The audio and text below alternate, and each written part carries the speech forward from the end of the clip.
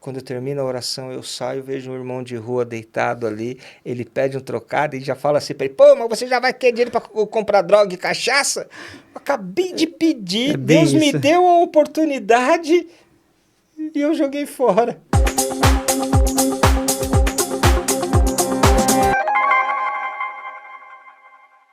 Olá, tudo bem com você? Que bom que você está aí. Nós já estamos aqui para mais uma roda de conversa aqui no podcast Liberchat. Fique atento aí, se você ainda não segue as redes sociais, deixa eu passar rapidinho aí. Se você está vendo pelo YouTube, é só você ativar o sininho aí para ficar por dentro das notificações, ok?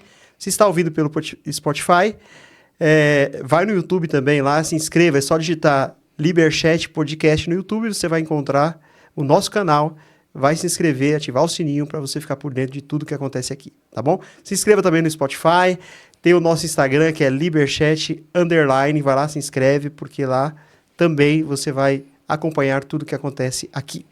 Hoje nós temos como nosso convidado uma pessoa que tem muito a ver comigo, porque ele também é um teólogo, é o teólogo Rogério Silva. E ele vai trazer coisas interessantes aqui, dados interessantes. Tipo assim, você já se perguntou por que o nosso país é considerado um país cristão? Tudo tem uma história, tudo tem um fundamento. Ele vai explicar alguns detalhes para você e tenho certeza que você vai gostar muito.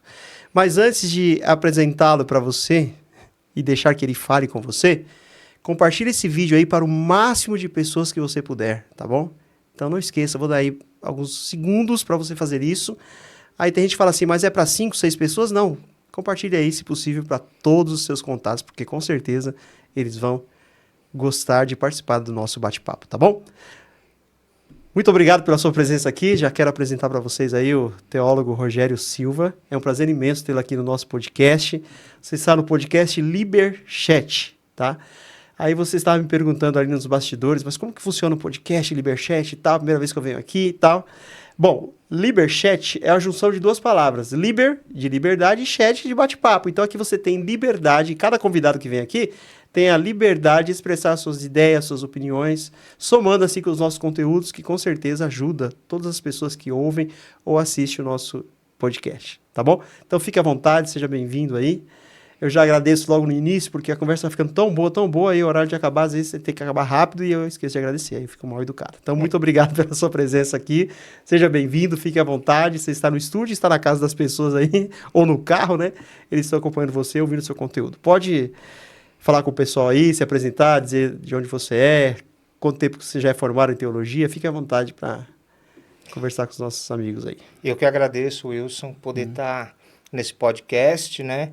É um prazer, uma honra poder falar um pouco do nosso Brasil, do que acontece, né? Do que aconteceu no tempo da colonização. É um tema que me agrada bastante, que eu gosto muito, e é uma honra poder falar sobre isso. Bom, o meu nome é Rogério Silva, como você já disse. Eu, antes de ser teólogo, de ser qualquer coisa, eu sou filho da dona Zazá, uma merendeira, e do seu Vicente, um metalúrgico. Hoje eles já moram lá no céu, mas a minha caminhada na vida começou com eles. O aprendizado de vida é com eles. Você continua honrando a memória dos seus pais, né? Sim, muito Isso que é importante, né? Muito importante. Sou uma pessoa da periferia, nascido e criado na periferia de São Paulo, ali na Zona Oeste, no bairro do Jaraguá, né? Vivenciando o que a periferia nos oferta de bom e de ruim também, e aprendendo, né? Eu já sou teólogo há uns bons 20 anos. Ô, louco. Então tem muito para me ensinar, que eu sou mais recente. Hein? Não, você sabe que a gente troca. É verdade. É uma troca, né? A gente aprende um com o outro, né? E 20 anos não é nada, né? A gente continua aprendendo. Todo dia vai aprendendo. Tem um trabalho já de ministro da palavra na Igreja Católica, né? Também nesse período que eu sou teólogo, 20 anos, né? Eu tive experiências com catequese, eu e minha esposa que é a Sandra, a arte educadora, né? E meu filho, o Alexandre. Um abraço para ela, para o filho, né? Sim, meu filho Alexandre, que é um ator, tá em estudo, mas já é um ator, graças a Deus. E tenho esse trabalho na Igreja Católica, né? E tive durante um bom tempo fazendo um trabalho lá na Igreja dos Aflitos, na Liberdade, lá no Beco dos Aflitos. Legal. Eu também sou, como eu disse, né, sou formado em teologia e também sou professor de história. Então, eu tenho essas duas formações, acho que as duas se complementam, né? Então, você que está aí me ouvindo aí, acho que eu não falei no início meu nome, continua sendo o Wilson, tá bom? Para quem está chegando, quem já conhece é o Wilson, para quem está chegando agora, também é o mesmo nome, tá bom? Bom, brincadeiras à parte, desde criança, quando a gente entra na escola, a gente aprende que o Brasil foi descoberto, né? Assim que eles ensinam pra gente, o Brasil foi descoberto em 1500 e tal. Mas depois a gente vai estudar, vai se aprimorar, e hoje os historiadores já mudaram um pouco e falam que o Brasil foi colonizado, porque já existiam pessoas que moravam aqui, que hoje já se fala em povos originários, né? Que nós conhecemos popularmente como os índios, porque os índios já habitavam aqui. Mas esse processo de colonização, você que é teólogo aí, você sabe que quando os europeus chegaram aqui, né, eles rezaram a primeira missa. Então, me parece, você vai explicar melhor para a galera aí, que eles já vieram com o intuito também, já vieram com uma missão evangélica para cá, aliás, missionária para cá, com o cristianismo vindo para cá nesse processo de colonização. Como é que se deu isso? Porque veio um padre, o padre que veio junto era quem? Era José de Anchieta, é isso? Se não me falha a memória? Não. Então, fala aí com o pessoal aí O processo... Porque veio os jesuítas vieram juntos, né? O processo ele começa um pouco antes. Uhum. O Brasil, antes dele ser Brasil, ele era, você sabe muito bem, uma colônia extrativista, né? Não se tinha a intenção de se morar, de ir para lá, né? Uhum. E ele já vem trazendo muitas das nossas riquezas, levando, aliás, né, muitas das nossas riquezas para a Europa, principalmente a planta que dá origem ao nome do Brasil, né? O pau-brasil, mas também muito ouro, muita prata, né? E antes dela ser uma colônia mesmo, para o pessoal morar, habitar, ela foi uma colônia extrativista. Uhum. E quando se pensou, vamos colonizar aquele lugar, botar pessoas para morar lá, falando bem simples, num linguajar bem simples, né? Se pensou primeiro não em evangelizar ou catequizar, que era uma palavra que se usava muito, catequizar. Se pensou em educar. Né? Precisamos ir para lá para educar aquelas pessoas. Porque a ideia que se tinha é que aqui, os povos que moravam aqui, que foram chamados de índios, na visão dos europeus, eles não eram pessoas alfabetizadas, educadas, era nesse sentido? Isso, não tinha uma cultura, né? Não tinha cultura, porque o padrão era o padrão europeu. Eles queriam implantar o padrão europeu, no caso. Exatamente, de educação europeia, né? A língua, a escrita, a cultura, a arte, né? Eles queriam implantar isso. Então, a primeira ideia foi de educar. E o rei João III, né? Dom João III. Não era sexto? Dom João VI? Não, João VI já é o filho, né? Que vem. Que vem depois. Mas o primeiro... Você está falando antes, né? Antes, isso. Ele chama os jesuítas, né? A Companhia de Jesus Cristo, os padres, que têm a formação de educadores.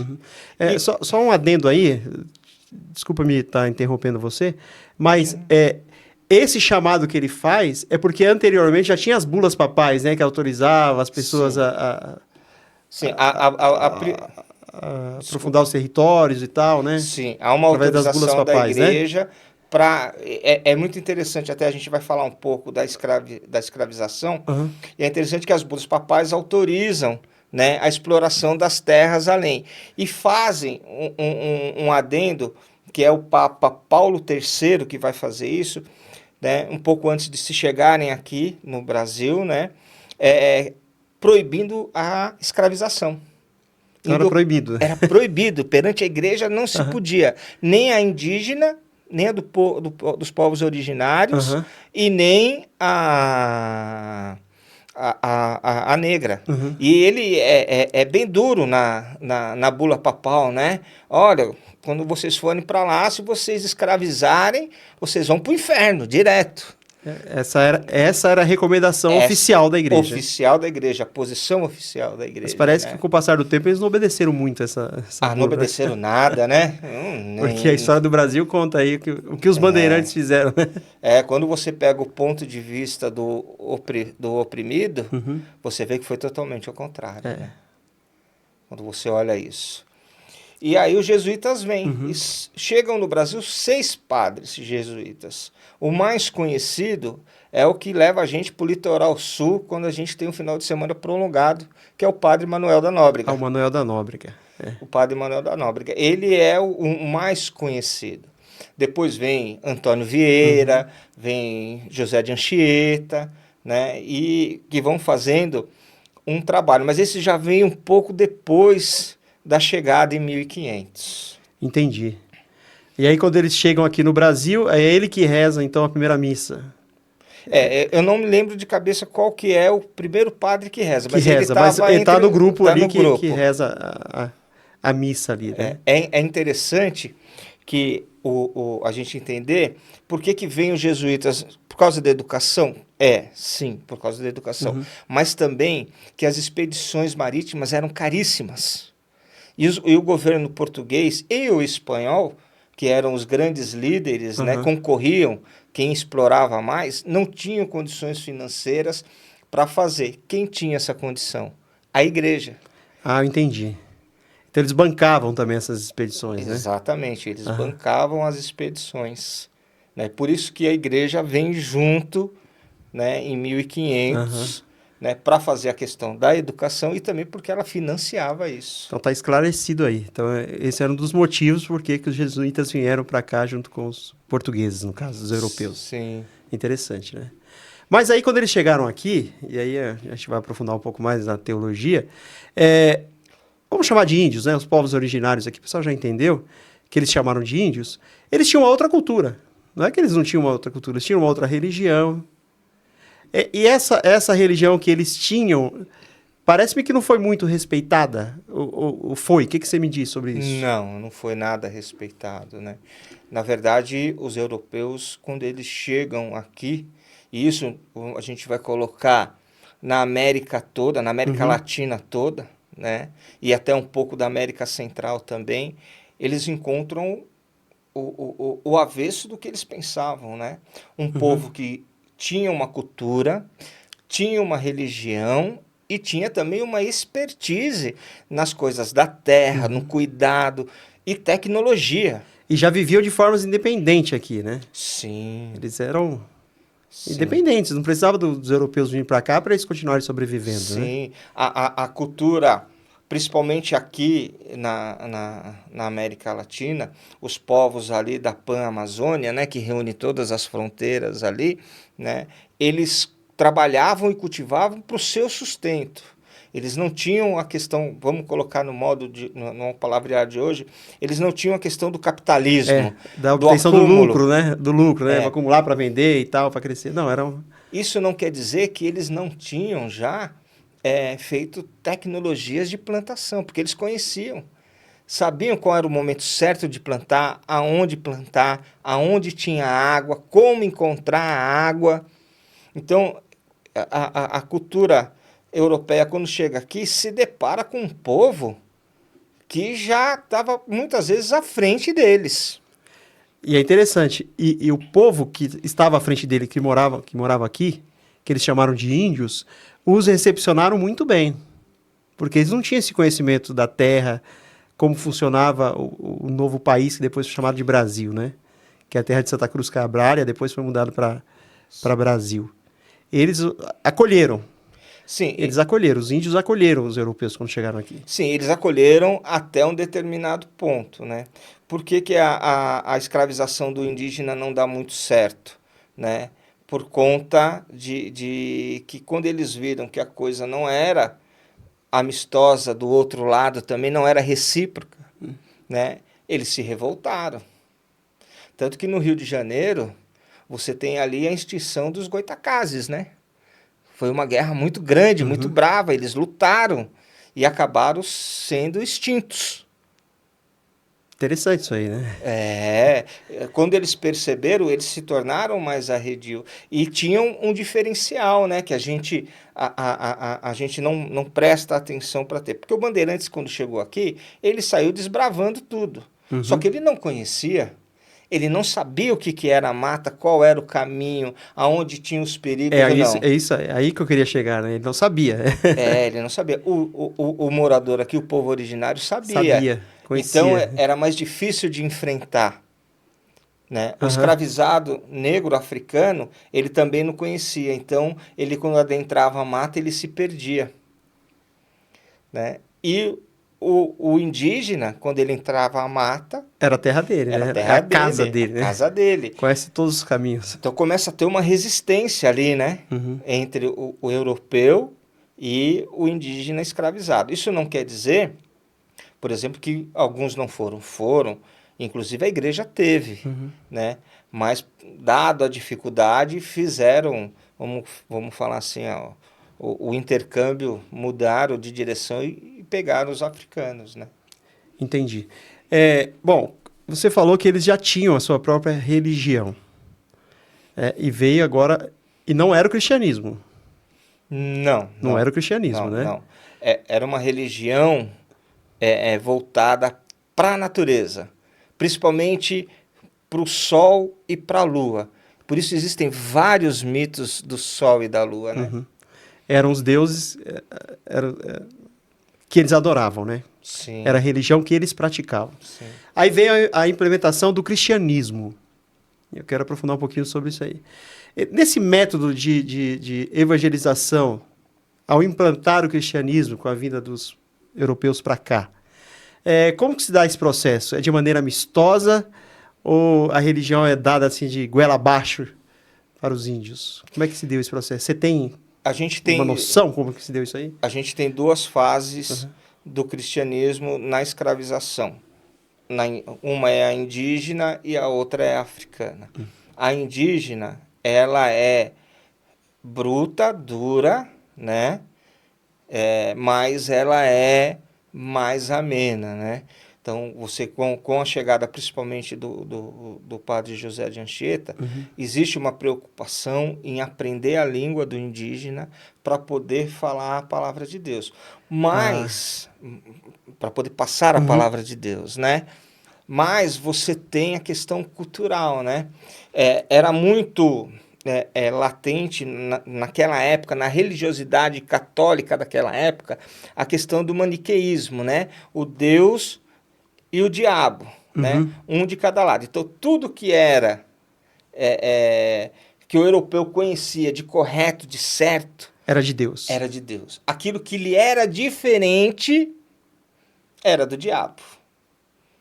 Então, quando eles encontram aqui, né, o indígena que tem, principalmente na ancestralidade, o culto ao seu ancestral, né, acreditando que o seu ancestral é aquele que está agora, falando num termo cristianizado, mas mais ou menos isso que quer dizer, tem no seu ancestral aquele intercessor diante das divindades, né, o pai, a mãe que morre, o avô, o xamã, né, que morre, passa a ser um intercessor, então tem essa ancestralidade com eles, né, e um panteão de deuses, né, não é um Deus único. Então, para o europeu que chega, isso é do diabo.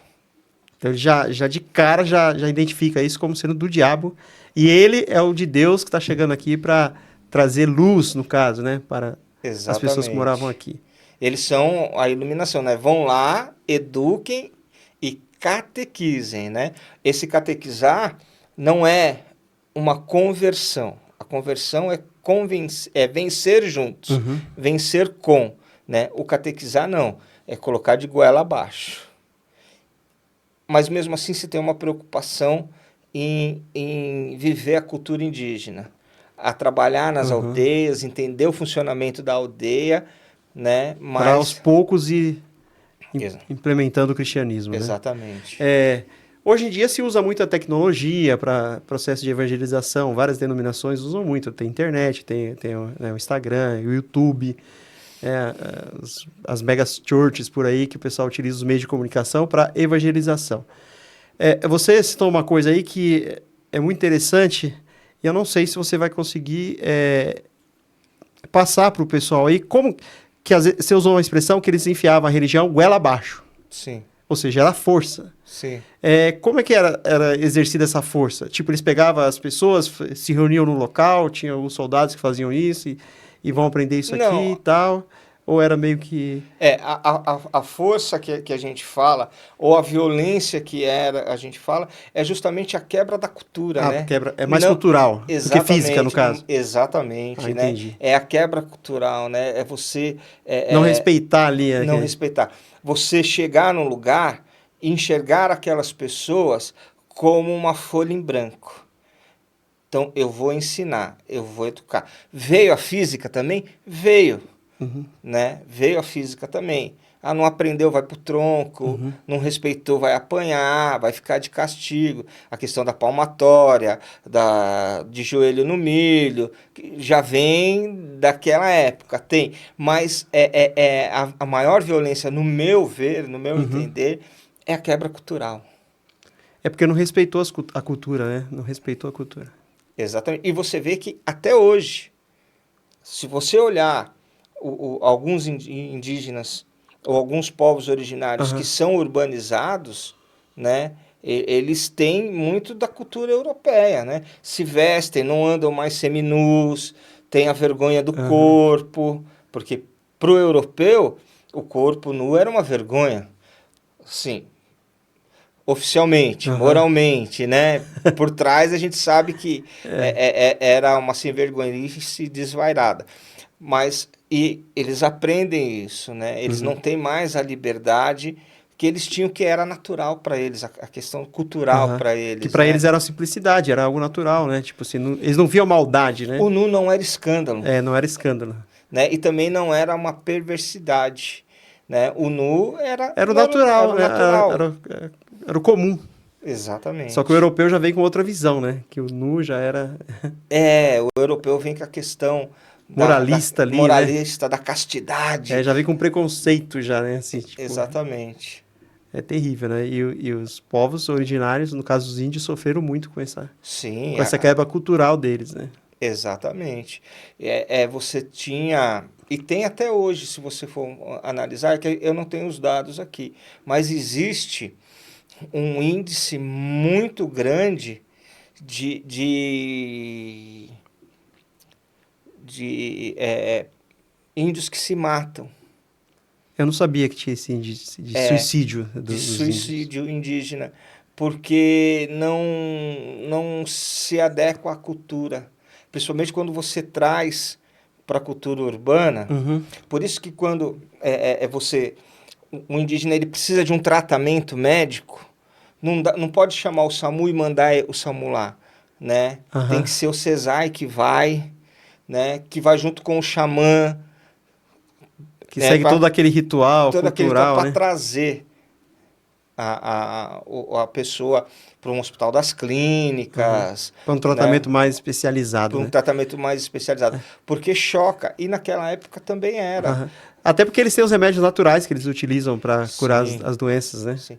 E quando você tira o que você acredita, quando você tira a sua fé, acaba você.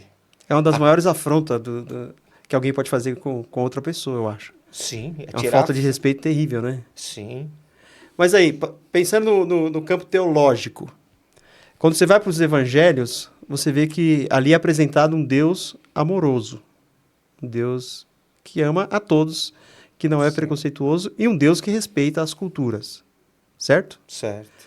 É, não há uma contradição nesse evangelho que foi pregado aos povos originários aqui? Sim, Wilson, a gente tem que levar em consideração a, a, a- eu vou falar da Igreja Católica, eu Uhum, não vou me atrever a falar de outras, porque uhum. outras eu não conheço. A gente tem que levar em consideração, A gente pensa num campo amplo. Católico quer dizer cristão. Então todo mundo que é cristão está nesse, né? a gente tem que entender o que se tinha de conhecimento bíblico naquela época. Uhum, Qual que era, né, a teologia que o pessoal tinha naquela época sobre os textos bíblicos. Se você pegar naquela época, a igreja, como eu disse, Paulo III, uhum, né, ele cria a bula papal proibindo, mas antes disso, se tinha a ideia... Paulo III ou João III? Acho que era João III. João III, desculpa, João III, perdão. João III, ele cria essa bula e ele proíbe, mas antes disso você tinha a mentalidade do que eles chamavam da maldição de Cã, que está lá em Gênesis. O sinal que Deus colocou, que vem de Caim, né? Não, de Cã. De Cã. De Cã, filho porque ele vê o pai de Noé, nu. né? Isso, ele vê o pai nu. E aí Deus fala que toda a geração de Cã seria escravizada. Então a igreja, durante muito tempo, pensou dessa maneira. Não, a escravização ela é uma coisa bíblica. Mas era o conhecimento que se tinha da época. Mas é interessante, tudo bem, era uma coisa bíblica, mas... Mas não é. Não, a interpretação que eles davam. Sim. Agora, a pergunta que eu faço é como que um líder religioso poderia, então, definir quem deveria ser escravo, porque ele seria uma representação do mal, um descendente de Cã, no caso, né? É só o fato de não ter o conhecimento. Se você não conhece... Então você já faz parte de um outro segmento. Porque quando você tem o conhecimento, existe a questão da dualidade corpo e alma, né? Então, que hoje em dia também já não existe mais. Mas antigamente existia e se falava muito dessa questão de que a pessoa que não tinha conhecimento de Deus era uma pessoa sem alma. Então ela podia fazer com ela o que ela quisesse. Né? Você não tem alma, eu faço com você o que eu quiser. O que definia era o conhecimento sobre Deus. Exatamente. Mas o Deus que eu conhecesse, no caso, né? O Deus europeu, né? O Deus europeu, não... Porque os índios tinham um conhecimento de um Deus que eles adoravam as outras divindades, né? Sim. Sol, lua, como se fosse Deus para eles. Então, e como eu falei para você ter uma ideia como que era essa situação de não ter esse Deus, a catequização do negro, né, e a catequização e a escravidão foi mais dura. Porque ele, quando ele era capturado lá, ele não podia vir para cá se ele não fosse batizado. E tinha a troca do nome. Você entendeu? O nome de batismo, né? Exatamente, o nome de batismo. Ele tinha que ser batizado e ele não sabia nem o que estava acontecendo. Estavam derramando água na cabeça dele. E assim, o nome dele, que para ele tinha uma representatividade tão grande, porque significava alguma coisa, né? O nome dele podia significar o filho da luz. De repente ele ia chamar João. O que é João? O meu nome original, em africano, né, em Yorubá ou em outra língua, tinha um significado. E agora, é importante, né? O nome você carrega. O seu pai dá o nome a você, é o nome da sua família, né? E agora eu vou chamar João. E o que é João? O que é João? O que significa isso? O que significa? Então, foi muito mais cruel ainda, né? Você tocou num assunto interessante aí, eu quero fazer um adendo aqui na nossa conversa, que para mim, na minha opinião, um dos maiores erros da teologia foi permitir que a filosofia fosse utilizada para interpretar o texto bíblico. E aqui a gente pode entrar em algumas questões assim, teológicas, convergência teológica, mas o debate aqui é de ideia, né? Nós somos amigos, independente da posição teológica que cada um tem. Estou pondo a minha visão aqui. Por quê? Porque a filosofia grega é que tinha essa ideia de alma como algo abstrato. Então, tipo, a alma, o corpo é mau e a alma é boa.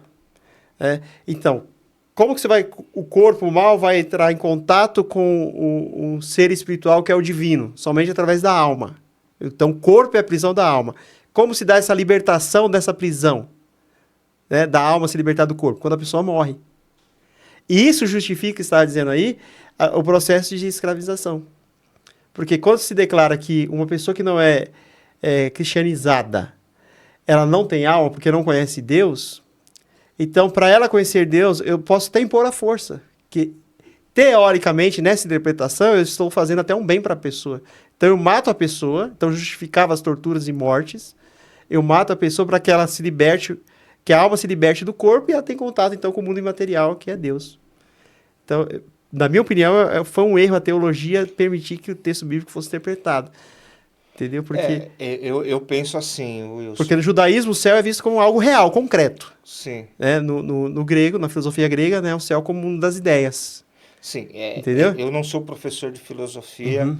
né, nem sou filósofo. A filosofia básica que eu tenho justamente é para compreender a teologia, mas assim, é muita questão do mundo das ideias de Platão, né? Enquanto Exatamente. você é Aham. espírito, você contempla as coisas boas, né? Você vive num mundo maravilhoso. Aí É. sua alma ganha uma realeza, né? Então, o Pelé contemplou muito a questão do futebol, por isso que Aham. quando ele veio, ele sabia jogar futebol e aí ele se tornou uma coisa Uma especial. celebridade ali, né? O Exatamente. Então, rei, né? se Do você futebol. não conhece a Deus, porque a sua alma não contemplou Deus no mundo das ideias, Então você vai sofrer então aqui. você vai sofrer aqui. Mas na verdade você contemplou a Deus, porque o seu Uhum. Deus é diferente, né? Eu não condeno a filosofia para a teologia, porque ela é a base para você poder compreender a teologia, né? A Aham. teologia, o, o, o, o material de estudo dela enquanto ciência é Deus. Só Uhum. que você não pode pegar a Deus. Não tem como entender Deus em toda a sua plenitude, senão você seria Deus também, né? Exatamente. Então você precisa da filosofia para te dar uma base do estudo teológico. Agora, tem os erros. Uhum. Tem os erros, como tem os acertos. Como, por exemplo, vamos entrar numa outra questão que não tem nada a ver aqui, mas quando a teologia da libertação Gustavo Gutierrez faz, ele vai ao marxismo. E ele pega alguns princípios sociais do marxismo para você poder fazer a teologia da libertação. Depois, o pessoal acabou deturpando isso e sendo muito mais marxista do que teólogo da libertação. Aham. E aí é onde você encara o erro, Uhum. né? Então eu acho que quando a gente exagera, a filosofia ela dá uma base boa para você, né? Aham. Mas você pode cair nesse erro, como caiu da questão da alma, como muitos teólogos caíram na questão do marxismo também. Então, é por isso que eu estava dizendo que nesse processo de escravização, justificava, então, eu, em nome de Deus, matar as pessoas. Porque se a minha teologia é acreditar que o homem possui uma alma, certo? E ela sai do corpo quando ele morre, então, para que eu leve essa pessoa para Deus, eu preciso matá-la. Eu Então, posso forçar a morte dela, justifica teologicamente sim. isso. Mas É isso aí que eu tô querendo chegar, entendeu? não, Você entendeu, né? eu entendi isso daí. Aham. Mas aí você encontra no meio do caminho algumas pessoas e padres religiosos que começam a ter uma compreensão maior. Entre eles, José de Anchieta, porque vai viver junto. Isso não quer dizer que José de Anchieta tenha sido santo. Não é isso.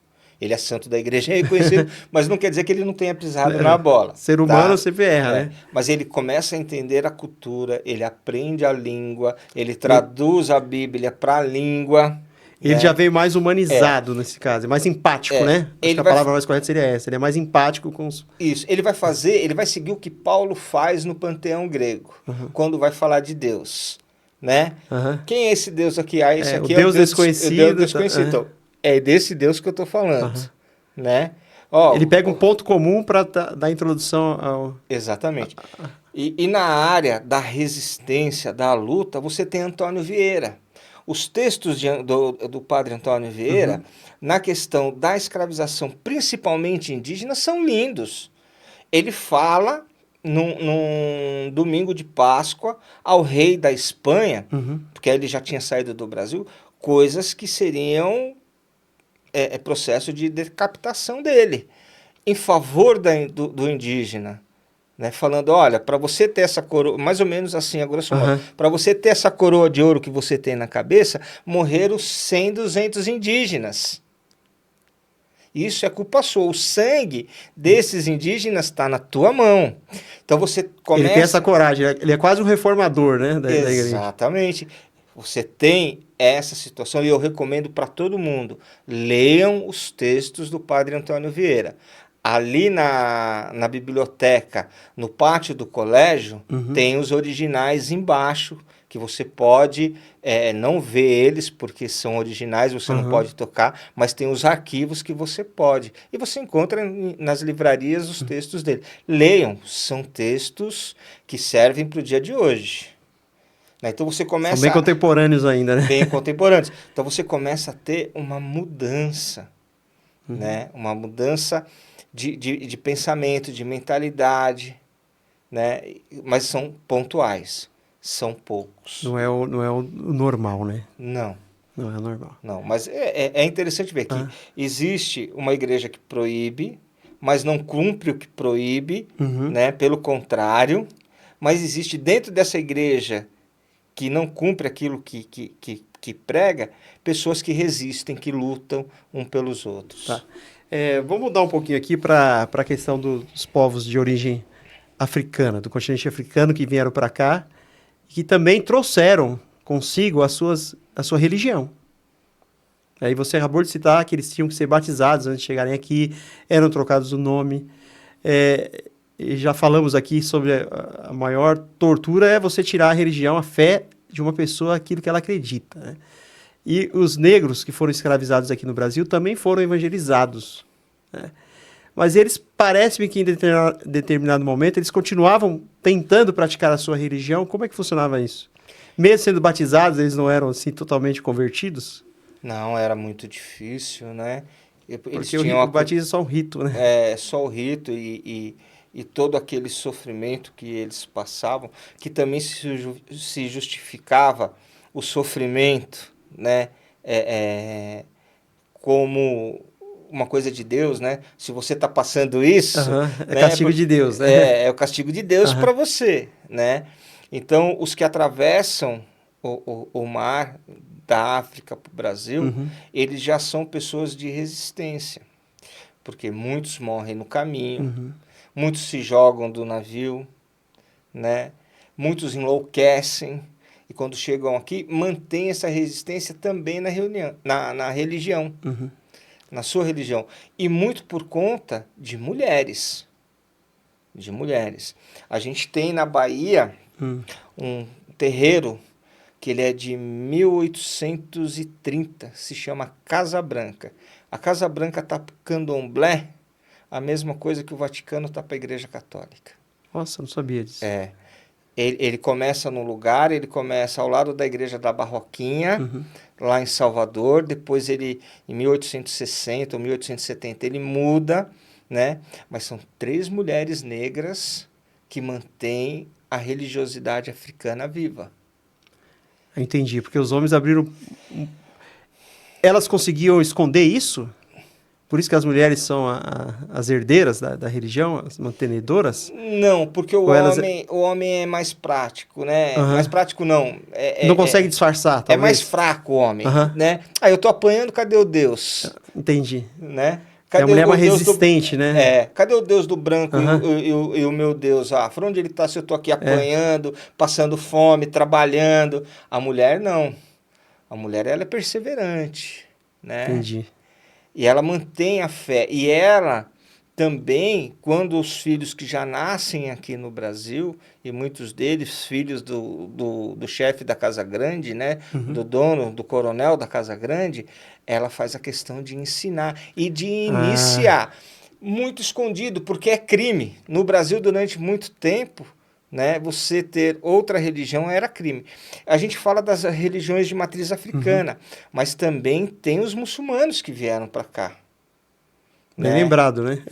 Tem os muçulmanos, os malês, que vai ter na Bahia a revolta dos malês, que é muito forte, e esses ainda tinham a religião como um caráter, né? Impregnado como caráter. Eu sou muçulmano. Não é negociável, né? Não é negociável, né? Eu não sou um ser humano, eu sou um muçulmano. Né? É a minha vida. Então, tanto que de uma época para cá, principalmente depois da revolta dos malês, eles param de trazer da região onde eles viviam ali, que era a Nigéria, Sudão, né? Eles param de trazer negros dessa região e trazem de outras regiões, porque o pessoal que era muçulmano era muito mais resistente. Morria, mas não mudava Não mudava, não aceitava o batismo. Não negava a fé, né? Não negava fé, não aceitava o batismo, não aceitava a troca do nome. Né? E eram letrados, né? Tinha isso. Não que o outro não fosse letrado, não é nada disso. São culturas diferentes, né? O africano, ele tem uma cultura muito mais antiga e muito mais bonita e muito mais rica e inteligente do que a ocidental, né? Porém, os que vinham para cá eram muito mais... Os que vinham para cá, não. Era muito mais na oralidade, né? Não se tinha nada escrito. O conhecimento era de passar de forma oral, né? Exatamente, de pai para filho, tudo. E o pessoal que era muçulmano, não, né? Gostavam de ler livros, e era mais difícil de enfrentar. Era uma cultura mais letrada, né? Mais letrada. Uma outra forma também que eu acredito que eles conseguiram... Como é que eu vou dizer aqui? Eles conseguiram permanecer na religião foi através do sincretismo religioso também, né? No caso dos africanos. Sim, foi uma saída que eles encontraram. Que eles tiveram, né? Para manter a religião assim meio bem viva, né? Eles tinham que adorar o Deus do patrão, do dono, né? Que era o Deus cristão, né? Então, para poder continuar adorando as suas divindades, né? Eles fazem essa questão essa troca de nome, né? Como eles foram trocados os nomes deles, né? Os deuses também foram... Exatamente. Nossa Senhora da Conceição era Iemanjá, São Sebastião, Oxóssi, São Jorge, Ogum, né? E assim foram trocando os nomes, e aí você cria uma religião brasileira. Por que brasileira? Porque traz a questão africana, pega as imagens do cristianismo e traz alguma coisa do indígena também, como a questão do caboclo, né? E aí você cria uma religião brasileira que é a Umbanda, né? É uma religião de matriz africana, mas é uma religião brasileira. Brasileira, interessante. Vamos falar um pouquinho sobre a Capela dos Aflitos? Sim. Que você não é padre, né? Não. Só é teólogo mesmo. Mas você administrava a capela? Como é que funciona para quem está em São Paulo e quem está vendo ou ouvindo em outros estados, em outro país? O que é a Capela dos Aflitos? Bom, a Capela dos Aflitos, primeiro que ela pertence à Arquidiocese de São Paulo. Ela está ligada à igreja que tem atrás da Catedral da Sé, que é a igreja de São Gonçalo, que é uma igreja nipo-brasileira. É uma igreja de japoneses e de brasileiros, né? Mas o padre que hoje está lá... Atrás da Catedral da Sé, na Praça João Mendes, ali, não? Do lado do Sebo do Messias. Sei, tem uma igreja ali. Tem uma igreja ali. Aquela igreja é a igreja de São Gonçalo. Tá. Ela é responsável pela capela, né, dos aflitos. E a Capela dos Aflitos fica onde? A Capela dos Aflitos, ela fica na Liberdade, uma travessa da Rua dos Estudantes, entre a Rua da Glória e a Rua Galvão Bueno. Tá. O que é a Capela dos Aflitos? Isso. A Capela dos Aflitos é uma capela de cemitério. De cemitérios? É uma capela de cemitério. Antigamente, o centro de São Paulo se dava de onde é a catedral para frente, né? E é interessante... Até onde é o Teatro Municipal ou até onde vai o Mosteiro de São Bento ali? Isso, vou te explicar. Quase um triângulo ali, né? É uma cruz. É uma cruz? É uma cruz. Eu vou te explicar. Tá. Você vai entender. Você tinha isso na época da colônia, né? Você tem até hoje, você tem a capela, a igreja de São Gonçalo. A Catedral da Sé, não é onde ela é hoje. Ela era mais para baixo. Então você tem a igreja de São Gonçalo ali na Praça da Sé, que é dos jesuítas. Tá. Você desceu, você tem São Bento, que é dos beneditinos. No outro extremo, você de frente para a Catedral da Sé, nas costas dela, mas de frente... Para quem está em São Paulo, é perto do Poupatempo. Do lado do Poupatempo... Tem uma igreja ali também, Nossa né? Nossa Senhora do Carmo, né? Que é dos carmelitas. E no Largo São Francisco, do outro lado, você tem a igreja de São Francisco. Então, são as 4 principais ordens religiosas católicas. Todas instaladas no centro de São Paulo. No centro de São Paulo, em formato de cruz. Foi proposital, então, né? Eu não tenho esse geografia dado. não dá, né? Eu não tenho esse Mas dado. coincidentemente forma a cruz. Forma a cruz, coincidentemente forma a cruz. Esse era o centro de São Paulo. O que estava atrás disso era a periferia. E o bairro da Liberdade, onde hoje é um centro japonês e multicultural, ele era literalmente a periferia. Porque ali se tinha o Pelourinho, onde é o Fórum João Mendes, mais ao lado, próximo ali de onde é a Catedral da Sé, a Casa de Câmara e Cadeia. Você tinha a Forca, bem na saída do metrô da Liberdade. Quando você sai do metrô da Liberdade, na Praça da Liberdade, a Forca era ali. E mais atrás... Interessante isso aí. E mais atrás, você tinha a Casa da Pólvora, que fazia os armamentos. Então, quer dizer, que se explodisse a Casa da Pólvora... Ali é uma igreja também? Não. Não é uma igreja? Que é um prédio amarelo ali, que tem bem Não existe mais a Casa da Pólvora. Não existe mais. Não existe mais. E embaixo você tinha um cemitério. Porque quem era pobre, indígena e negro não podia ser enterrado. Não existia cemitério em São Paulo público. Os ricos eram enterrados nas igrejas históricas de São Paulo. Tanto se você for na igreja, no Mosteiro da Luz, vai ter as catacumbas lá. Se você for no pátio do colégio, tem as catacumbas embaixo também. Então, quem era rico era enterrado nas igrejas. Na Sé também tem, na Catedral também tem. Então, mas a Catedral vem depois, né? A Catedral vem depois. Vem depois, né? A Catedral vem depois. E a catacumba que tem na Catedral, ela é só para os religiosos. Os líderes ali, né? Os bispos, padres. Então, quem era pobre tinha que ser enterrado em algum lugar. Então, era enterrado na periferia de São Paulo, no Cemitério dos Aflitos, que compreendia a Galvão Bueno e a Rua da Glória. Né? Ficava ali. Então, ela é uma capela de cemitério. O que acontece ali? Em 1821, um ano antes da proclamação da República, da independência do Brasil, um ano antes da independência do Brasil, um homem negro, um soldado negro, né, chamado Francisco José das Chagas, original, natural de São Paulo, está servindo no exército do rei em Santos, no 1º Batalhão de Caçadores. E se existiam 2 exércitos na época, o exército imperial, que eram feitos só por portugueses, e o exército colonial, que era feito por escravos e índios. E esse exército colonial já estava há 5 anos sem receber. Nossa! 5 anos. E o pessoal se revolta. Faz uma enorme revolta em Santos. Isso em 1821. Esse rapaz, Francisco José das Chagas, junto com o seu companheiro, são condenados à morte.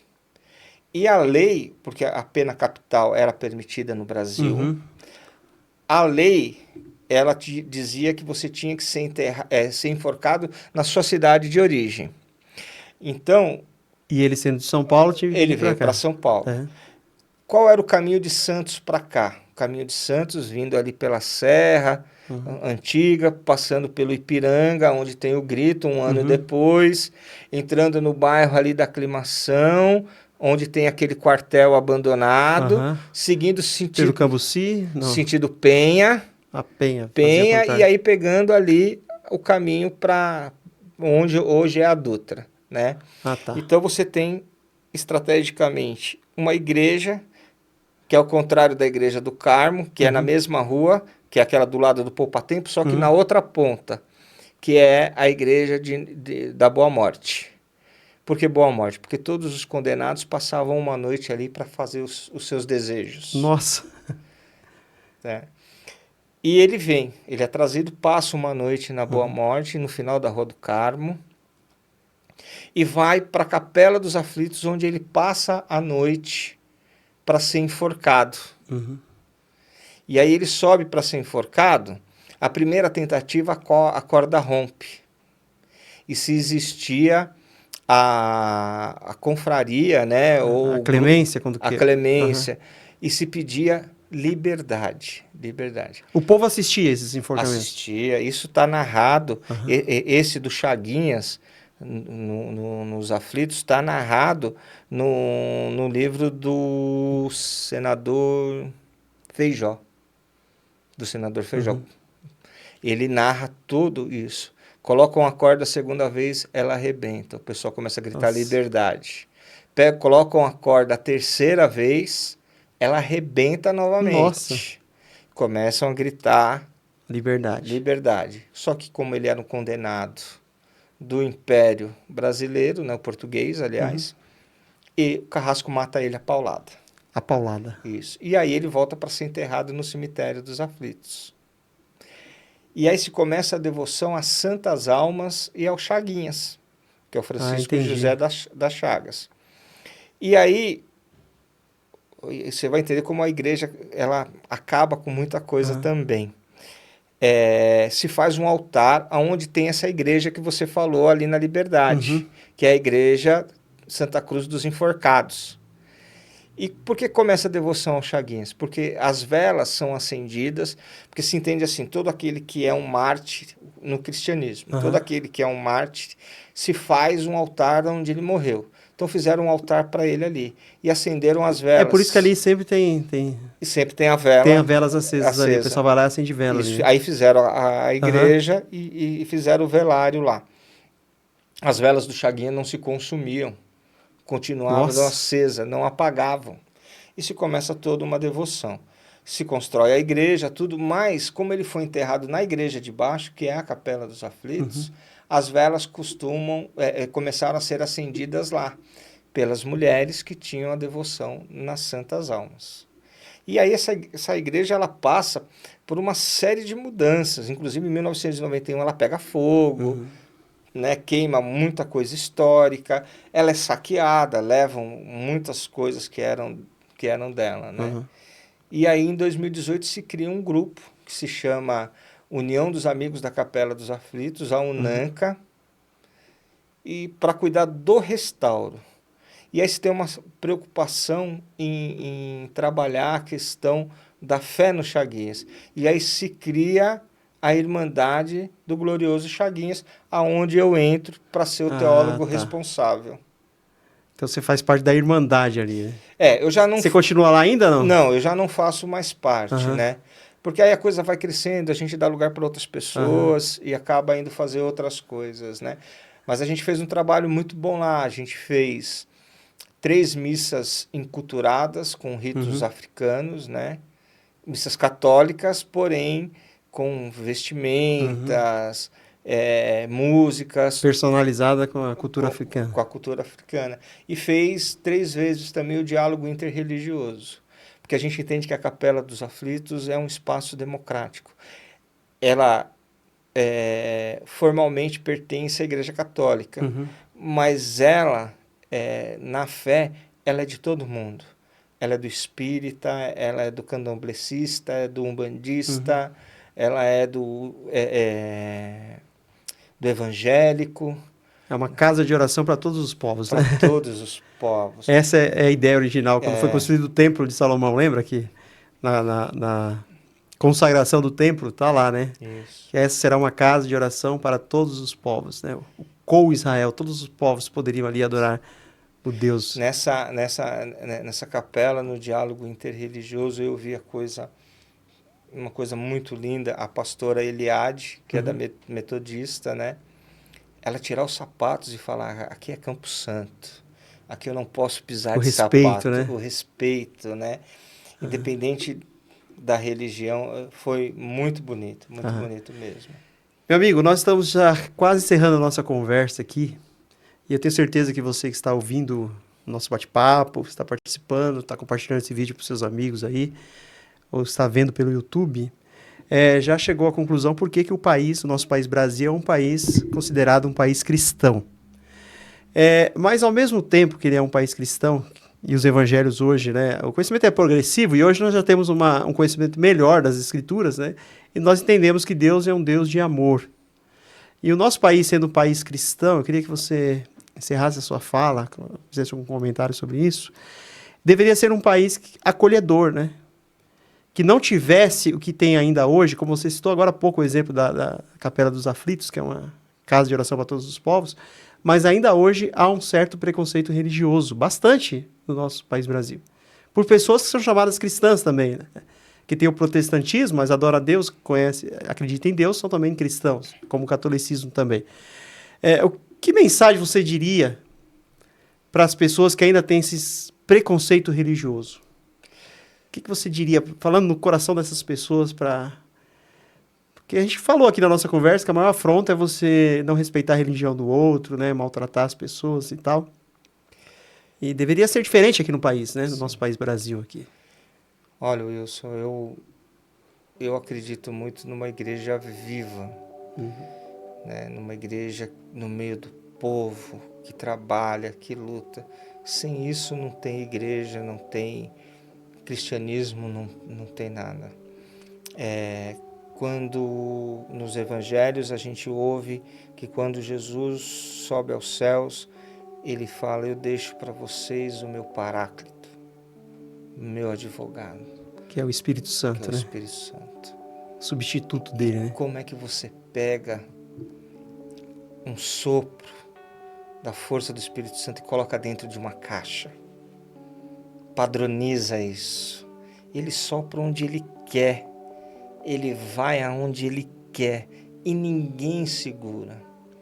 E cada um tem na sua vida uma manifestação de Deus.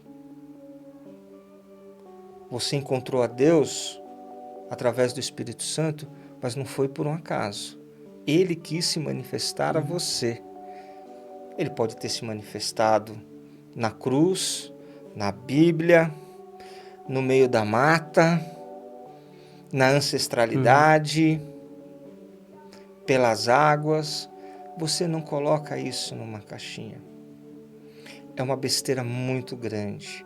E quando a gente comete essa besteira, eu tenho medo de uma coisa, é chegar diante de Deus, depois que eu coloquei Deus na caixinha, o Espírito Santo na caixinha, ele perguntar para mim assim: Rogério, o que você fez com a porção do meu povo que eu te confiei?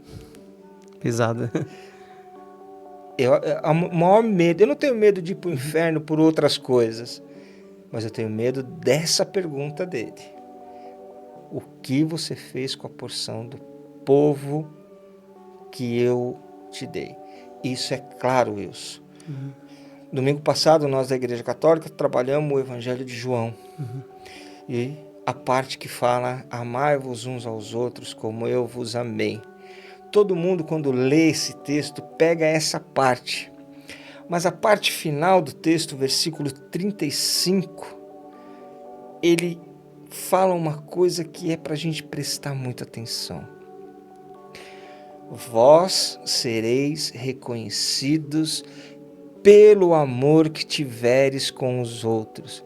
Não é pela placa, não é pelo crucifixo, não é pelo manto, não é pelo turbante. É pelo amor que vocês tiverem com os outros. O versículo é bem claro, né? Nisso conhecerão que sois meus discípulos, se tiverdes amor uns para com os outros. Esse é o segredo, né? Esse é o segredo. Então é necessário uma reflexão muito profunda para você que está nos ouvindo, participando dessa conversa, e se perguntar, uma pergunta retórica mesmo: será que eu tenho amado o meu semelhante como Cristo me amou? E será que você sabe como foi que o Cristo te amou? Ele amou tanto você, tanto nos amou, que ele entregou a sua vida por cada um de nós. É nesse nível que a gente tem que amar o próximo, é se doar mesmo em prol do outro, né? Às vezes a gente é tão fechado dentro de si mesmo, tão egoísta, né? Que a gente vai, nos nossos momentos de oração, a gente pede: Senhor, me transforma numa pessoa melhor, me transforma numa pessoa solidária, me transforma numa pessoa amorosa. Quando eu termino a oração, eu saio, vejo um irmão de rua deitado ali, ele pede um trocado e já fala assim para ele: pô, mas você já vai ter dinheiro para comprar droga e cachaça? Eu acabei de pedir, Deus me deu a oportunidade e eu joguei fora. É bem isso. É que possamos fazer uma ligeira reflexão na nossa vida e tirar Deus da caixinha, né? Porque eu estou fazendo um Deus à minha imagem e à minha semelhança. E é a hora de não fazer isso, né? Porque Deus é infinito, não tem como você colocá-lo como um padrão seu. Muito obrigado pela sua presença aqui, eu tenho certeza que você de casa gostou muito. Quero agradecer os nossos patrocinadores, está aparecendo aqui a Mãe de Culinária, o Vitor Designer, a doutora Amanda Fernandes, que é biomédica estética, tá? E se você deseja também uma palestra com o podcast Liberchat, com a equipe aqui, pode chamar que a gente dá uma palestra na sua empresa aí, daquelas que vai melhorar aí o seu atendimento e é personalizado para o seu ramo de negócio, tá bom?